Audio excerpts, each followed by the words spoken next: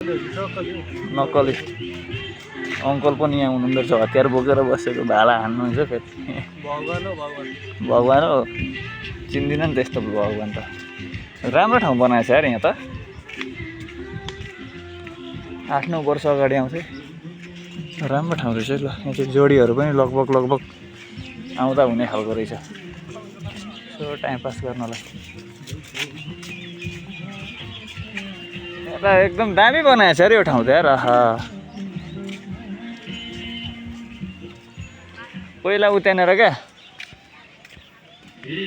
ऊ त्यहाँनिर पहिला चारपाटे पाउँथ्यो क्या, त्यहाँ पर हो त्यो चारपाटे हामी मागेर खाइन्थ्यो सानो हुँदाखेरि। 10-11 वर्षको हुँदा आइन्थ्यो, आएर चकचक गरेर के गरिन्थ्यो। पर ढुङ्गो छ उ त्यहाँनिर चाहिँ, त्यो ढुङ्गो चाहिँ ठ्याक्क जसले उचाल्यो त्यो चाहिँ त्यसको चाहिँ सबै पाप जान्छ भन्थ्यो क्या। ढुङ्गो चाहिँ 30-40 केजीको हुन्थ्यो।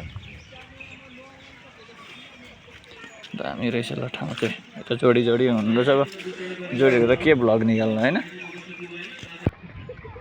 यहाँनिर चाहिँ यसो केटाकेटी बसेका रहेछन्, केटाकेटीहरू के भिडियो पब्लिक गरिदिनु भनेर बन्द गऱ्यौँ। यहाँनिर चाहिँ माताहरू बस्नुहुन्छ क्या, माताहरूको घर हो यहाँ चाहिँ, माताहरू बस्नुहुन्छ यहाँ चाहिँ।